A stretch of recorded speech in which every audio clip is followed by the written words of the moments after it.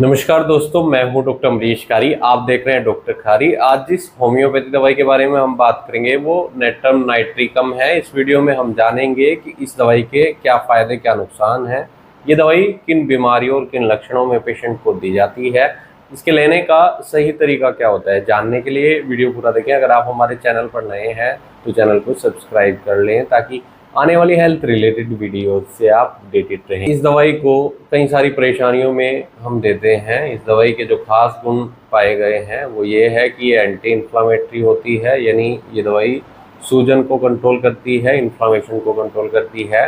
ये दवाई anti haemorrhagic भी होती है, यानी ब्लीडिंग को ये दवाई कंट्रोल करती है। तो अगर पेशेंट को हेमेचूरिया की शिकायत है, यानी पेशाब में पेशेंट के ब्लीडिंग देखने को मिल रही है, तो ऐसे केस में दवाई बहुत असरदार होती है।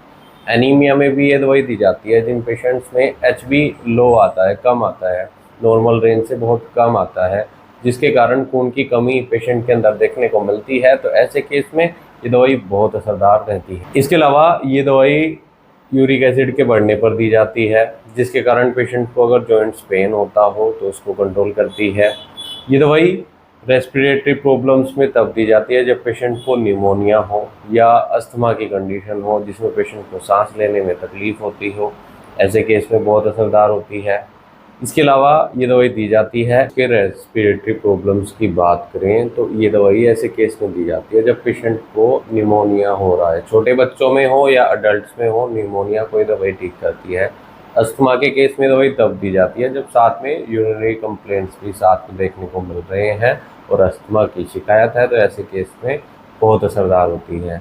कई केस में पेशेंट को इन बीमारियों में कफिंग बहुत ज़्यादा होती है, खांसी बहुत ज़्यादा होती है और खांसी में ब्लड देखा जाता है।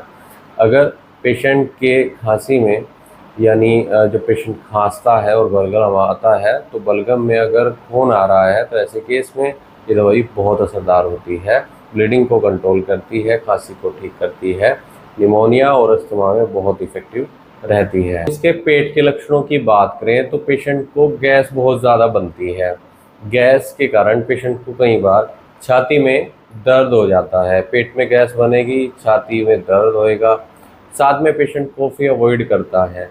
मोशन के बाद पेशेंट को परेशानी बढ़ती है और खट्टी डकारें बहुत ज़्यादा आती हैं। लेकिन जब पेशेंट को डकारें आती हैं तो उसके बाद पेट की गैस में राहत मिलती है। इसके कारण कई बार दर्द भी हो सकता है।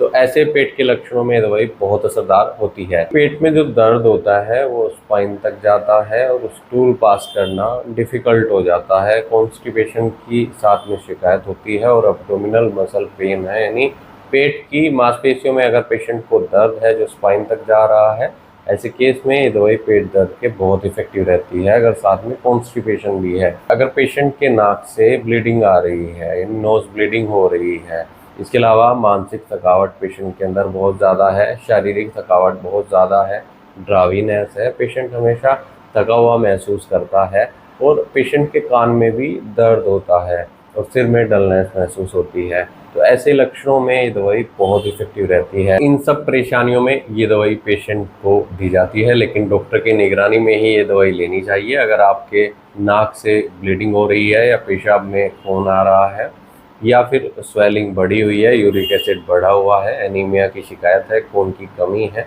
तो ऐसे केस में आपको पेट के सिम्टम्स भी देखने को मिल सकते हैं। एक बार अपने होम्योपैथी डॉक्टर से सलाह ज़रूर ले लें कि क्या ये दवाई आपके लिए सूटेबल रहेगी, आपको कोई दूसरी दवाइयाँ दी जाएंगी। इसके लिए आप हमसे भी संपर्क कर सकते हैं। दिए गए व्हाट्सएप नंबर पर संपर्क कर इलाज या सलाह ले सकते हैं। बिना डॉक्टर की सलाह की कोई भी होम्योपैथी दवाई नहीं लेनी चाहिए। वीडियो देखने के लिए धन्यवाद। चैनल को सब्सक्राइब करें और कमेंट सेक्शन में ज़रूर बताएं कि हमारी वीडियोज़ आपको कैसी लगती हैं। Thank you.